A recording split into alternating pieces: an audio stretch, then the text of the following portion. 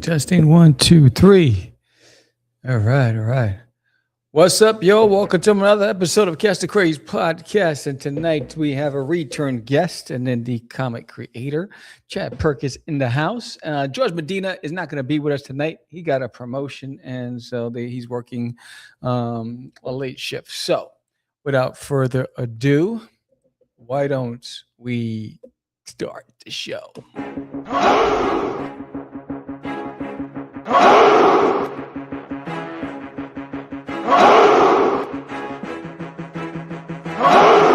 We are the only show for independents all around, giving you a platform to spread your word all over town. Cast the Craze is the place to promote to your fans with the dream of Medina and Sam the Crazy Man. Subscribe to our show and never miss an episode. It's time to get your mans, listen to us on the go. Updated every week, we never miss a day. Join the squad, come on in. It's time to Cast the Craze. If you are an independent, Cast the Craze. Making moves on your own, Cast the Craze. On your grind in the streets, Cast the Craze. Join the movement, Cast the Craze.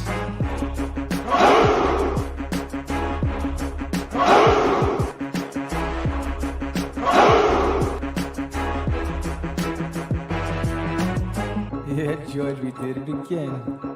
Come on now. You know you want to do it. Catch the Craze.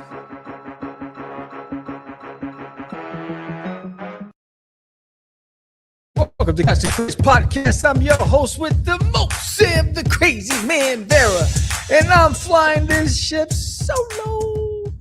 Yo, what's up? What's up, everybody?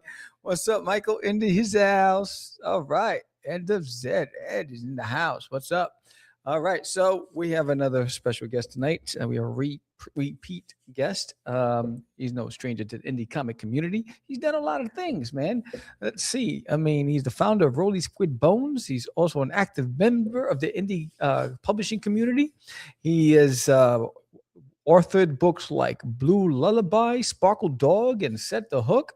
He's the CEO and founder of Rolling Squid Bones, and he has a Kickstarter coming up, and that Kickstarter is Set the Hook, a trade paperback.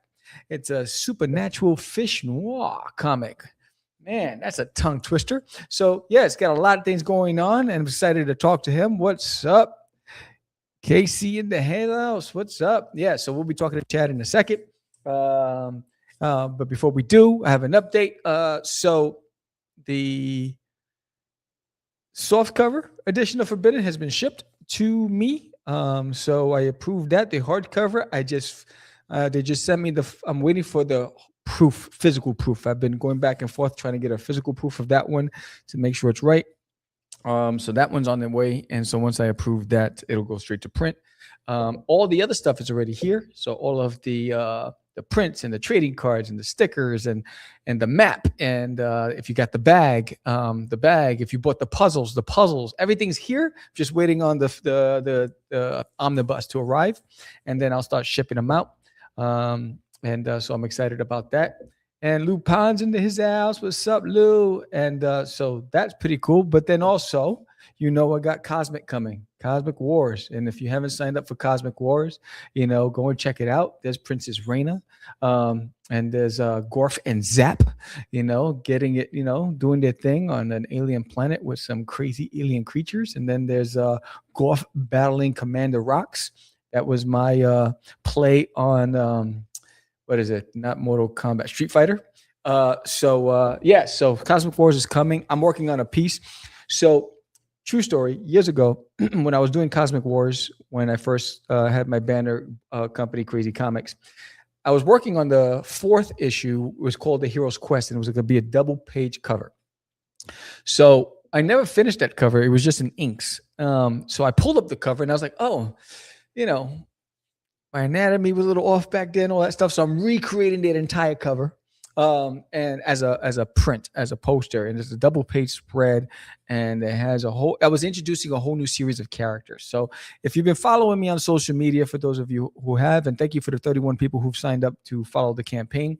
But if you've been following me on social media, I've been introducing the characters to the cosmic universe, and little by little, I've introduced Zap, I've introduced Commander Rocks, Lord Evil, Zanzarax, Zarkanar, Professor Ramses, all these amazing names. So little by little, so I'm going to introduce another set of characters to you very soon, and hopefully to entice you enough to go and click and sign up to follow the story. Thank you. And then there's just Lord Evil. Yes. Someone's gotta just represent their average folk. And so it's like, he's bad. Just call him evil. He's a lord. What are you gonna do? Yes. So there's a whole lot of stuff going on, and this book, I'm really having fun with it, and I'm really testing myself, the limits, because back then, if you looked at for CosmicWars, it's very vivid, a lot of colors, very colorful series, and because it's a whole different world, it's a whole different universe, it's a whole different set of creatures, and I get to play, and it's whatever I create from it, right? So I'm having fun with the colors. I'm having my fun. I don't think I'll ever rise to the level of coloring like Lupin's, but I'm having fun with coloring CosmicWars. So it's pretty cool. Yeah, sometimes I wish I give villains those names. Yeah. So that's going on. And then George the Dreamer Medina is flying out here next month. We're going to Texoma Comic Con. And Lori Cockatero will be out there. I think William Russell will be out there. There's going to be a few people that we know. I think Dan Price is going to be there. So it's going to be fun. We're going to hopefully we all get to go out to dinner. It's going to be dope. And then the other show will be LitCon. I'm doing LitCon. And then I don't think I'm going to have anything other than Free Comic Book Day, where I'll be doing an appearance at one of the local comic shops and doing signings there. And then I'm taking it easy this year with conventions. I don't have anything outside of that lined up for the year because last year I exhausted myself, and this year I just want to focus on working on the books and doing a lot of local stuff. But that's what's going on there. I think that's the final update. Oh, I will be doing an unveiling on my new studio setup. So you know that I moved. Me Emperor Good, wise guy, hey. Whoop, whoop, whoop, whoop. So you know I moved back in August, but I never actually set up my office or my studio. And so last weekend I painted the entire studio blue. And I built some bookcases, and I'm waiting for some prints, and I'm going to organize it, and then we're going to do an unveiling studio tour. So I'm excited about that. You see a little gradient in the background silhouette. I don't want to unveil it just yet, but I got some stuff coming. So I'll be doing a vlog, a video episode on my art channel to unveil the studio again. Studio number like 40. I think I've done so many studio unveilings. It's unreal. I move too much. I think the IRS is trying to track me down. But outside of that, Chad is in the green room. He's chomping at the bits. He's excited, ready to join and tell this story. And then, we hope that you guys will have some questions for our guest as we bring him on. So why not bring him on now? What's up, Chad? Welcome. Hey, how's it going? Good. Thanks for having me, man. It's great to be in front of Lord Evil. And I love the floating characters on the wall. Oh, thank you. I found them on the those little stands. They were like action figure, like it's like at figure stand or something.com. It's like these 3D printing guys that make them. So, and you can just stick them on the wall with command strips. That's dope. Yeah, they're pretty neat. So, thank you. Yeah, I love that. I mean, it looks like they got like hoverboards or something. It's just fly. Is that Spawn? Is one of them Spawn? No. Which one? The bottom one with the red and the black, and it's hard to see from here. But the red and the black, that's Night Thrasher. Oh, okay. All right, cool. Yeah. So the only Spawn character I have is Haunt. That's behind me on the shelf over there. He's over there. Ugliest freaking figure. This one? Right there. Yeah. That guy. Ugliest figure I've ever owned. So next to this dude. That one's definitely ugly. This is blood work from the Flash TV show. Oh wow. Yeah. So Well, I missed. I haven't seen any of the episodes of Flash. I've been caught up on a lot of stuff, but enough about Yeah. those guys. We want to talk about this guy. Oh yeah, let's talk about you. How you? Yeah, let's talk about you. So before we even go any further, let everybody know who you are and what you do. Hi, I'm Chad, and I'm an alcoholic. It's been about 4 years. It starts with acknowledgement. So good for you. Kudos. Thank you. Thank you. It's very hard for me. So my name is Chad. I am the founder of Rolling Squid Bones, which is my little indie publishing company. I've been working in the comic book industry, indie comics, since about 2011. But I just started writing in like 2015, and publishing my own or with other companies in like 2020 or something. It's everything blurs together after a while. Yeah. I work on Blue Lullaby was my first book that was through Action Lab, and now it's through Marcosia. I've done Sparkle Dog, and I'm also currently working on my big book right now, my supernatural fish noir comic. Yes, the first step is admitting I have a problem. I'm not going to quit drinking, but I will admit I have a problem. But yeah, so now I am working on my supernatural fish noir comic, Set the Hook. Outstanding. yeah. Outstanding. So before we go forward, let's go back a little bit, right? So as a kid, what was the first comic you read? What was the first time you were introduced to the comic world? Well, the first official, so the first comic I ever read was Youngblood from Lloyd Reifeld, and Wow. I found those, and I swear people can deny this all you want, but I found them in a Dollar General when those were around, and they were those the foil ones. So I read Youngblood. I had no idea what these characters were. I thought it was terrible. But my first, my official, when I first started was when I walked into a comic book shop in 2011. I picked up Brian Michael Bendis's Moon Knight. And I was like, oh, hell yeah, this looks awesome. And I had no idea who Moon Knight was. I thought he was like some newer character. And then I really liked that. And then I just kind of stuck. So that's how I kind of got into comics. And then it's been a terrible addiction ever since. So that's fascinating. Yeah. What's up, JD? It's interesting because Youngblood, you're looking at it from a writer's perspective, which is why you're like, well, I don't know about this. When Rob Liefeld, his style at that time for me was so different. I just loved it, even though that you knew what to expect whenever he did a comic book.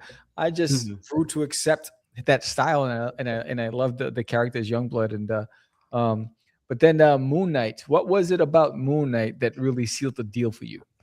Well, so Brian Michael Bendis's series was him being a schizophrenic man who was Wolverine, Captain America, and what was the third one he was? Spider-Man. And I thought that was really freaking cool. And he was just like this crazy Batman type character. And he started sticking with me. And then I found out they had a new Punisher series out. And he's just an angry man with guns. So I kind of try to, people who are just notably angry or just have like that tick to them. Yeah. Fascinate me. So that's kind of why Moon Knight stuck with me. And now that I've learned, and I've read Lemire's Moon Knight and a couple of other people's, and Jed McKay's Moon Knight, I've learned that Michael Brian Bendis's book run isn't very particularly good. But it stuck with me because I thought that was like my first time when I was just like, oh, this is a really cool idea for a schizophrenic superhero. So when I picked that up, I was like, hell yeah, I'm sticking with this character. And I've been sticking with Moon Knight for a long time now. So wow, that's fascinating. It's I did a short run with Punisher because I was a big Punisher fan. I love the crossovers with some of the other characters like Spider-Man. But Moon Knight, the only editions I have of Moon Knight are the ones that were illustrated by Stephen Platt.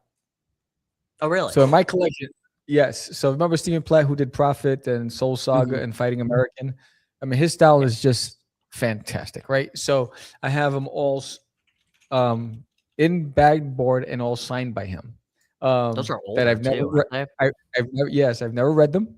I just kept them in there, and they're still in the box. bagged and board. So I know one day I'm going to pull it out and see if it's worth anything. But that's the only ones that I've had. But that's fascinating. Yeah. So now you said something earlier. You said you got into comics, but you didn't start writing comics till years later. So Yes. walk me through that. So you got into comics into the publishing game, but you didn't start writing. So what did you start off doing?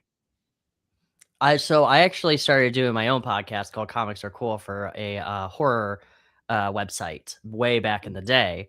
And I was interviewing different artists and writers. Actually, one of my first big ones was David Pepos when he first started with Spencer and Locke, and all those. So that's what I was doing for the longest time. And then finally, one day, I was sitting in my apartment, beer in hand, and I'm like, you know what? I'm gonna see if I can fucking write a comic book. Like, I've been interviewing for a long time. How hard could it be? And then I realized, damn, how hard is this? This is hard. So I didn't start till years later actually writing and putting my money to my mouth because I was reading a lot. I was reading Batman, the New 52. I picked up a lot of. I was reading a lot of Garth Ennis. I was reading like Rover Red Charlie from I think that's Jason Aaron.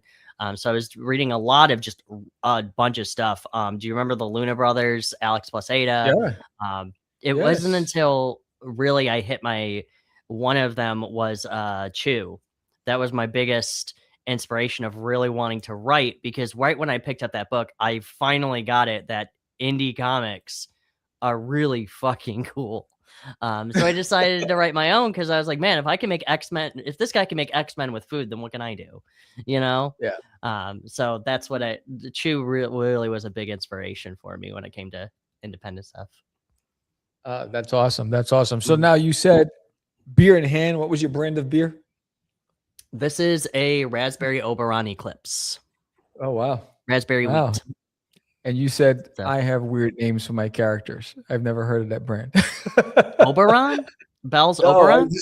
I've heard Heineken, Budweiser, just the traditional stuff. Yeah, Bell's Oberon is like one of the. It's actually, I mean, they're local. They're from Comstock, Michigan, but they're all over the place. Are they? Nice. Yeah, nice. I mean, Heineken's good. I have Guinness as in the beer fridge as well, so I drink all kinds of stuff. Nice. So now you identified. You said it was challenging endeavor to tackle writing for comics. So what were some of the steps you've taken to close the gap on going from this is challenging to this is freaking amazing and I got this? The biggest thing that I closed the gap on was really picking people's brains. So in order to really, really get, I guess just talking to people makes it a lot easier. I talk with Lori Calcaterra and James Michael Hammond almost every day about books and comics and everything and just bullshit, and that really, really makes writing stuff a lot more fun. The other thing that I've done that's really been making things easier is I write my ending first.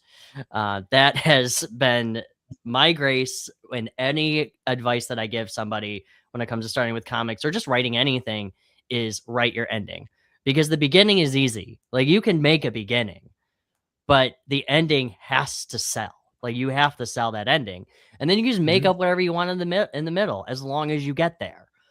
So that's what I've really learned, how to make the thing less painful, except what I'm currently working on, which is not Set the Hook. I'm actually working on something else. That's been very challenging. It's fascinating because you're the first person I've ever, in all the years that I've been doing this, you're the first person I've talked to that said I start with the ending first. How did you get to that aha moment? Like, all right, this is what works for me as a writer. When I was working on Sparkle Dog specifically, because what I was doing was I kept making these batshit crazy situations for this character the entire time. But as I was writing it, I realized I don't have an ending. I have no idea where this character is supposed to go. I have no idea where the plot is going. So I decided, you know what? I'm going to give it an ending and see what happens. And then sure enough, that became my writing process. Because what I could do is I can say, okay, I see the light at the end of the tunnel. I have XYZ steps to get to here. You know, this character has to die, but how am I going to get to that? But I know he has to die, even if it's a simple ending. I'm not Right. saying it has to be solidified in stone, like, Right. because ending ideas can change, endings change, you know, that kind of stuff happens. I mean, Set the Hook's ending changed. Right. So, but at least I have a ending in sight, so that way I can pivot to where I want to go. So, That's fascinating. So let's go back a second for a minute, right? Because we're talking about the script, art of script writing, but mhm. world building. Yes. Where does that fit into your working process? Like, oh, specifically? Yeah, like Well, like character profiles and history and that a whole bit. Do you start there and then go towards the script and say, here's where I go? What do you start with first? How do you create your universe? I start with the world. Like, Okay. I actually think of what world is this set in. Like, I knew originally when I was working with Set the Hook, I wanted it to be actually, we can get into that. Originally, it wasn't supposed to be set in Hell's Aquarium in this weird fish world. It was actually just set in a regular Michigan, and just with supernatural fish secrets. But what eh, I start with where I want this to take place.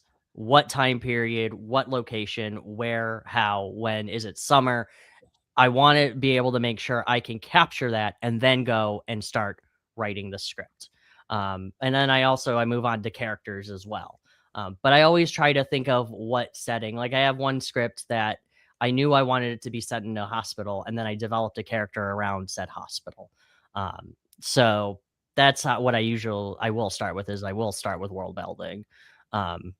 Now, granted, if the world is already built for me, then that becomes a problem. But I will get to that later. Right. So now, for someone who's tackled a lot of different genres and projects, Mhm. which is your favorite? Which is the one that you had the most fun doing? I'll be totally honest with you. I think Set the Hook 100%. Probably because, one, I love fishing, and two, it was a really fun concept on how I developed it. Was I was sitting at work and I'm like, man, I really want to go fishing. But what if I don't catch anything? Man, that's going to really upset me. What if my dad was murdered by a fish? And then it just kind of snowballed from there. And then once Wells came on as editor for me and opened up this Hell's Aquarium, it has been just full force the most exciting thing ever. Like, I can think of all types of different creatures, and combine them with fish. It's just been a wild ride. Like, the next script for Set the Hook, I have a dominatrix angelfish. Like, there's all kinds of weird, wild things that I can come up with, and that has just been the most exhilarating thing. And also how to make people uncomfortable when it comes to me talking about fish creatures and how wet things get. So it's just been a really fun, interesting ride. So It, yeah, but yeah, it looks fun. And as I'm reading this, I mean, you're talking about the names in Cosmic Wars. You got Otis. What's the last name? Yasi There you, Yasta Barrett. there you go. There you go. Thank you for saving You're me welcome. the embarrassment. But I love Actually, the the joke is you can't say his name. Oh, So is that what it matter. is? Yeah. Oh, so it's safe. All right. So I think when I read it, right, it's a supernatural fish noir comic, right? Yes. And that in itself, and I love the font that you use for Set the Hook, because it reminds me of Peter Pan, Captain Hook. Thank you. Just the way the design is. But tell us about this story, this character. I know you said you started out saying how much you love fishing, but what Mhm. was it about this concept that really, really said, you know what, I really have to tell this story? I think because it was a personal, like, I had a personal interest in the story, because I do enjoy aquatic type creatures and fishing and just being on the out the outdoors and on the lakes and everything, even though I'm a terrible swimmer. But I do enjoy being that. But one of the things that really resonated with me was how much. So when I was writing this script, it was how angrily obsessed could I make this character obsessed with this fish who murdered his dad. Like, he is a 24-year-old in his 40s. He is only 24 years old, but he looks like he's 40 because he's seen some shit. Right. How obsessed can I make this person, and how far can I go to make this world uncomfortable and weird? Right. So yeah, so that's pretty much why this story resonated with me, because I got to be weird and I'm weird. So it's just been a lot of fun seeing what I can do with this. Right. I mean, I have a fish strip club, the Slippery Tentacle. Why not? Oh wow. Yeah, Wow. you That's actually a can see a whole preview of it if you scroll down. a fish. Hold on. You can, if you scroll down to in the preview, you can, or the you can see the cover that I have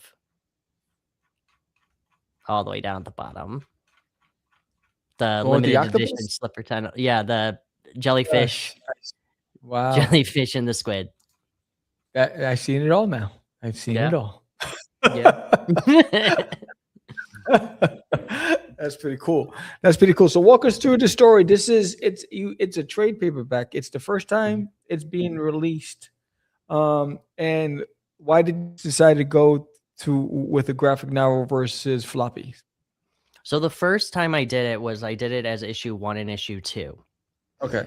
And then I started my own publishing company, and I realized that I wanted to get this book out, and it's already done. So I decided to go ahead and do a graphic novel. Now, the good news is that one of the tiers, I do have issue 3 and issue 4 as single issues. So you can get those. But I just decided to go all in on the trade paperback so I can actually get the story out. And I also have another arc as well that I'm working on. So really, it was just, I'm sitting on this book. I want it out. And I decided to say, you know what? Screw it. I'm gonna get it out. And why not? Nice. So, but the story itself follows Otis Yassi Bayert, or Bayer, or whatever, because the joke is you can't say his name, whose dad was murdered by a pike when he was only 8 years old. And he lives in this world of Hell's Aquarium, and he must hunt this pike that killed his dad. He goes through the Slippery Tentacle, the strip club, the Slippery Tentacle, and questions a naked jellyfish. He goes through a crab lobster fight club. He goes through a goblin shark on a Steamboat Willie type boat.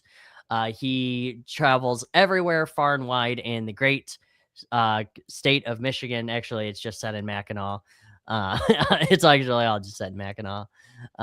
But if you're familiar with Mackinac City in Michigan, but it's all set in there. He travels far and wide and dedicates his entire life to find this fish. The plot itself is incredibly simple.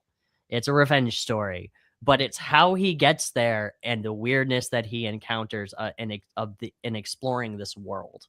The final encounter is going to be incredible. It's probably my favorite thing ever. Nice. So that's the story.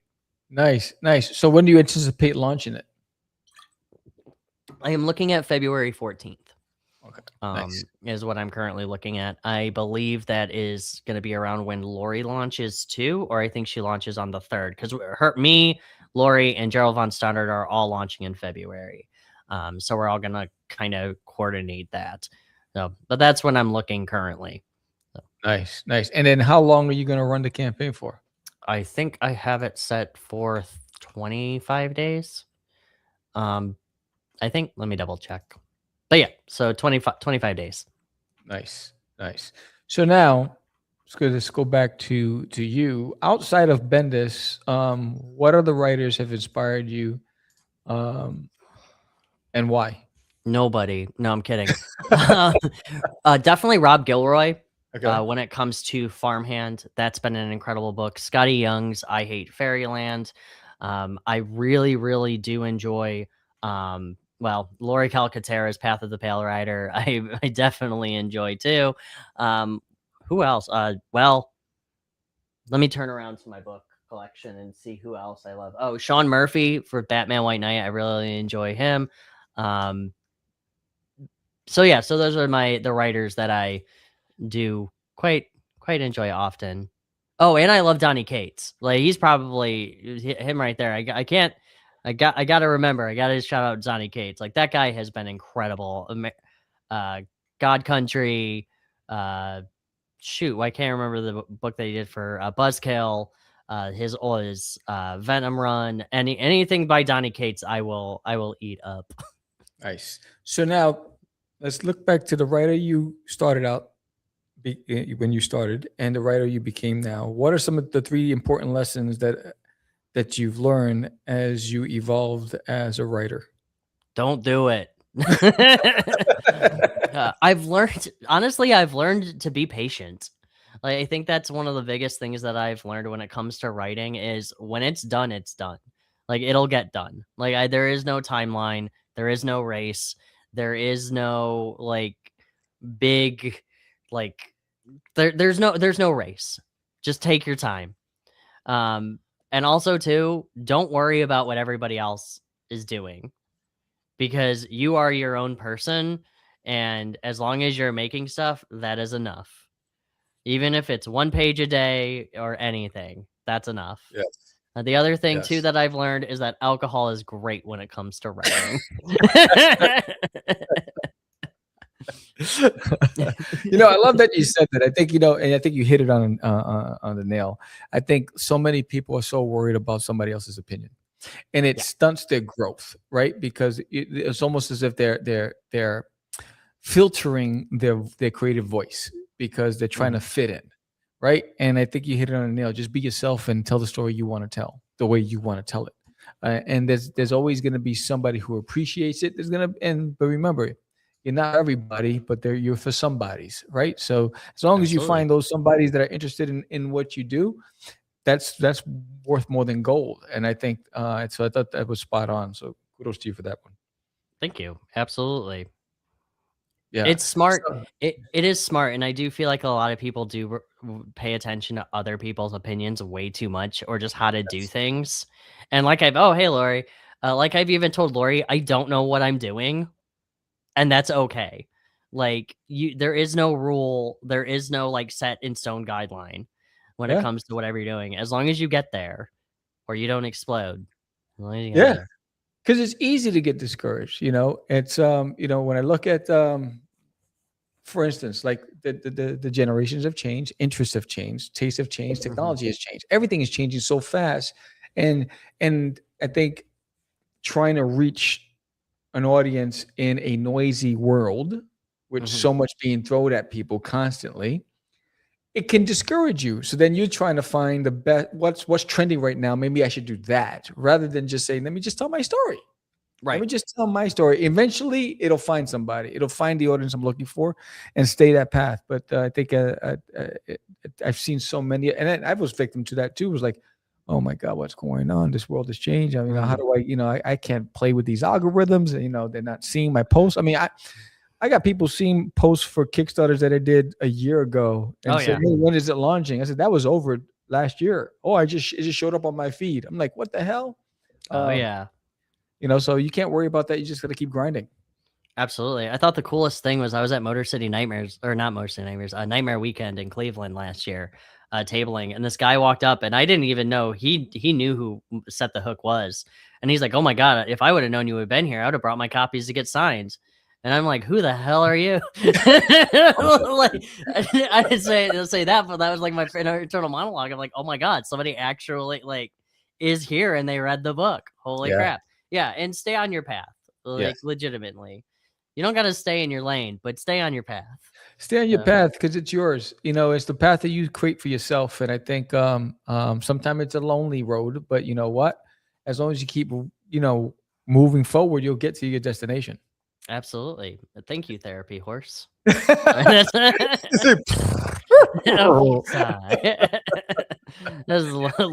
Lori will tell you about Therapy Horse. That's hilarious. So now, as a writer, when you partner, do you partner with artists? I do. So how do you? What are the things that you look for when you're seeking artists for your projects? I look at how much fun they can have when it comes to drawing. And I know that sounds weird, but the way I look at it is, are you gonna draw me something that looks, ah man, it's always hard. It's always hard to explain what I'm looking for. I look for how eccentric the art is. Like Tim Spavero, who does Set the Hook. His is very anime, very Yes. manga type style, but it's very bright and it's very colorful. Valerie Ike, he draws very like detailed with his stuff. Nick Capone, who did the coloring for actually Valerie Ike's sexy naked squid jellyfish cover, Right. is a very, very detailed, but to still make those bright tones. I'm really terrible at describing art, so forgive me. But that's why I just look for people who have fun when it comes to the art, and just their drawings and everything. So if they can match the style and the vision that I'm looking for. Right. But on the other side too, though, is I don't want to hold your hand. Right. So are you able to draw and without me having to guide you on what I want? Right. Like if I say I want you to draw a vampire squid, a sexy vampire squid, I want you to draw it. I don't want to have to explain it to you what it looks like. Right. That's why when I told Spavero and I said, "Hey, you're gonna have to draw a anthropomorphic jellyfish," he's like, "I got you." And I'm like, "Cool. I'm not even gonna tell you what that looks like because I don't know what the fuck that looks like." And now I have one. So that goes leads to my next question. So how much do you feed the artist in your narrative? Are you traditional where you say panel one, bird's eye view, blah blah blah blah blah, or how are you feeding them your scripts? I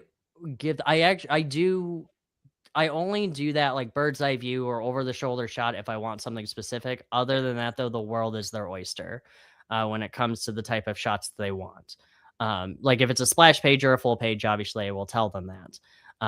But the artists themselves can play around as much as they would like.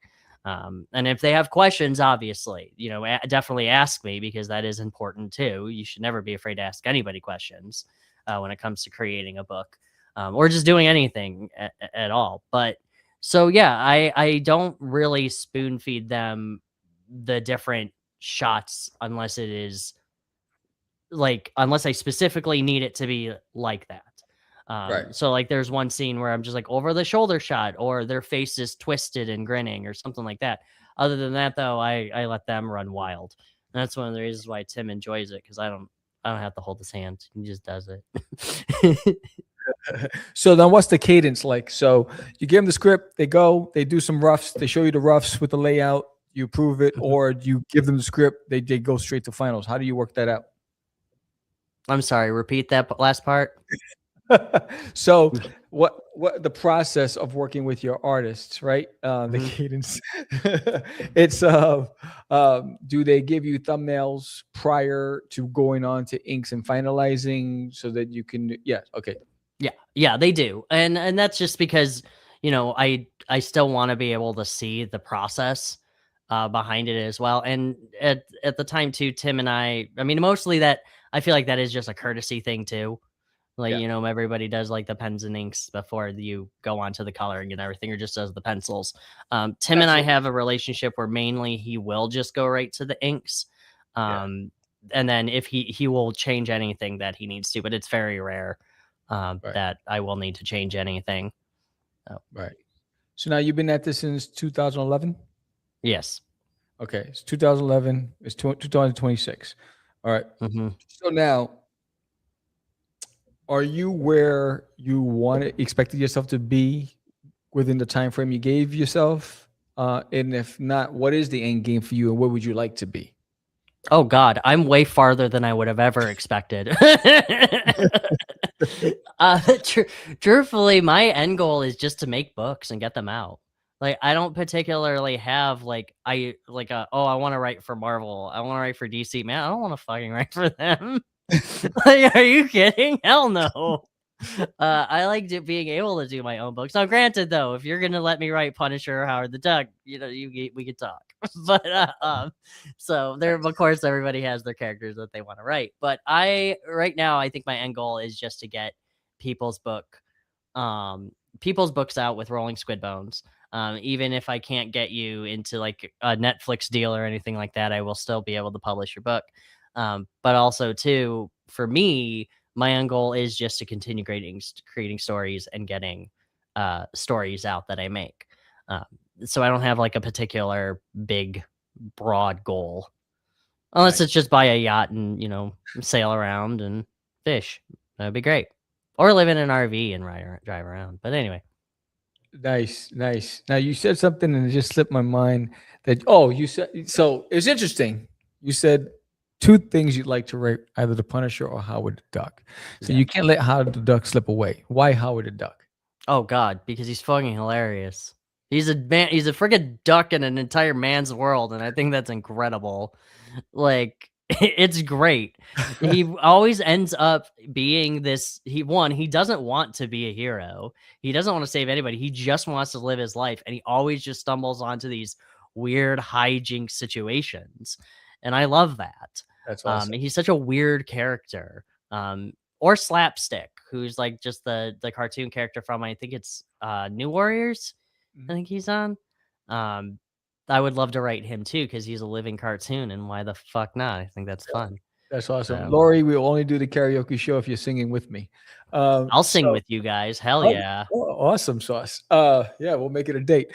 Hell yeah. It's funny because for me it's Alf, right? And so I love the fact that you went Howard the Duck, because they say, hey, we're looking for a writer for Alf. I'm the first one in there. I will make sure I'll make sure everybody else doesn't even make it to the audition.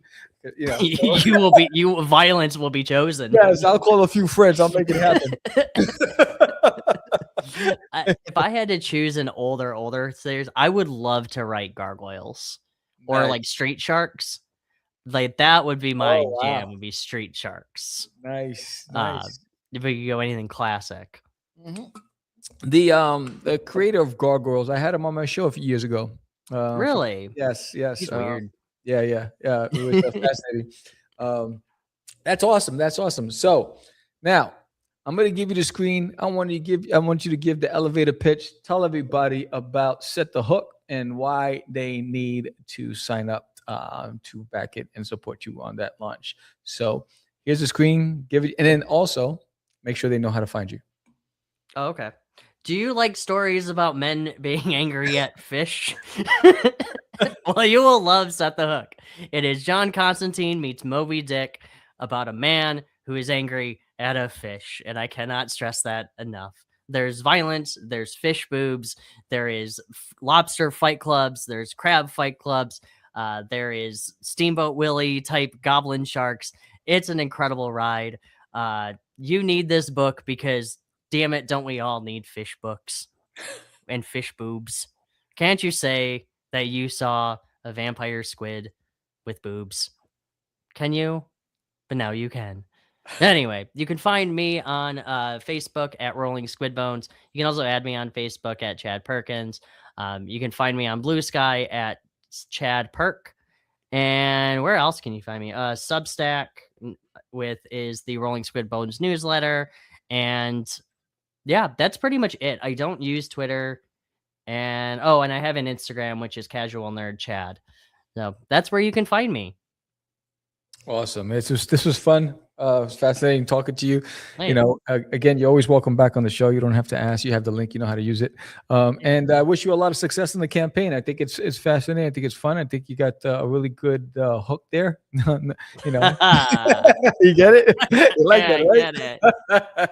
Also, too, I do want to shout out to, and I'm sorry, Lori, that I don't have this next to me, but Path of the Pale Rider, Tilney, and Age of Yokai are all currently on Amazon. Pike! Mike! Mike! They're all on Amazon in trade paperback form. Path of the Pale Rider, Volume 1, the trade paperback of Age of Yokai and Miss Tilney as well. And we have a bunch of other stuff coming down the pipes later this year, too. So that's awesome. That's awesome. Well, thank you, Jeff, for being on the show. It was a pleasure. It was fun. It was, I think you shared a lot of good nuggets for anybody out there trying to break into comics. You can learn from this guy. Also, don't do it.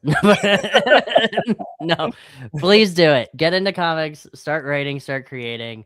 Even if it's a little stick figure comic, just fucking do it. Just do it. That's what I'm saying. Thanks, brother. Yeah, of course. Take care, man. Have a good one. You too. That was Chad Perkins again. Go give it a shot. Set the Hook, a supernatural fish noir comic. It's a tongue twister right there, but it's funny. It sounds exciting and looks like it's going to be a successful campaign. And again, if you want to be a guest on the show, all you have to do is go to the show notes, hit the link, and sign up. But yeah, so hopefully George will be back next week, and we'll be back with another guest on the show. And for everybody who backed Forbidden, the books are en route to me. So once they get here, I will ship them out. And if you haven't done so already, please sign up for Cosmic Wars. And it's the first book I ever created. And it's being redrawn, rewritten, everything. And if you've been following me on social media, you've been seeing a lot of the preview art that I've been putting out there. So really fascinating story. Lord Evo. Yes, you have. I'm going to say it again. You got Zanzarax, you got Zarkinar, you got Commander Rox, you got Professor Ramses, Princess Raina. There's just so many. There's also Queen Nani. There's just a lot of characters in the series. And it's going to be fun. Have you and George thought of making the use of public domain characters as a hot topic?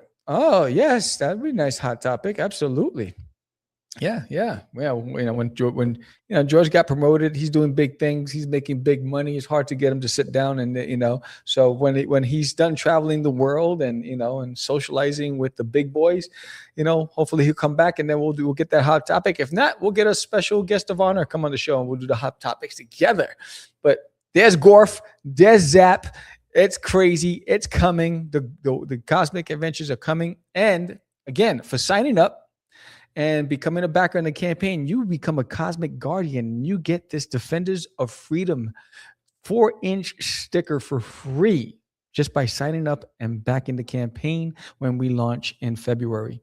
But yes, you get that Cosmic Guardians Defenders of Freedom sticker just for becoming a Cosmic Adventurer.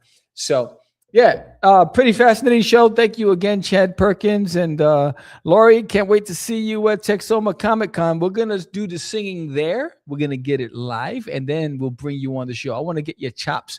I want to make sure that you're singing in front of all those people at the convention with me. And but yes, we'll do that there. And then hopefully we all go to dinner. And we'll have fun. And I know that you're launching Path of the Pale Rider in February too, I believe. Chad is launching his campaign in February. I'm launching my campaign in February. This is crazy. So a lot's going on in February. It's a big month. It's a big month for the indie community. So much success to everybody. Thank you all for watching. Thank you, Lou and Anibal and Casey and San Martino and End of Said and JD Rosario and oh my God, Aurelius and everybody who showed up tonight. I appreciate you. I feel the love. Thank you all again. And Happy New Year. Have a safe and happy New Year. If you haven't done so already, hit that like, hit that subscribe button, share it with a friend. When we grow, the independent community grows. So you guys have a blessed day. Make sure you call that loved one that you haven't called in a long time and tell them I love you. And, have the conversations that you've been putting off to have. It goes a long way. It might change somebody's life. So I appreciate every single one of you. You guys have a blessed week, and I will see you hopefully next week on the show. Peace. It's just easy. It's not. Crazy. Acquiesce. No, I was talking about my friend Acquiesce. I met him. Say my name, right? This is what you were thinking? Oh, He described me. He said, I'm the What? Catch the Craze. You're listening to Catch the Craze. You're listening to Catch the Craze. You're listening to Catch the Craze. craze. You are listening to Catch the Craze. It's craze. You're listening to Catch the Craze. Candy girl.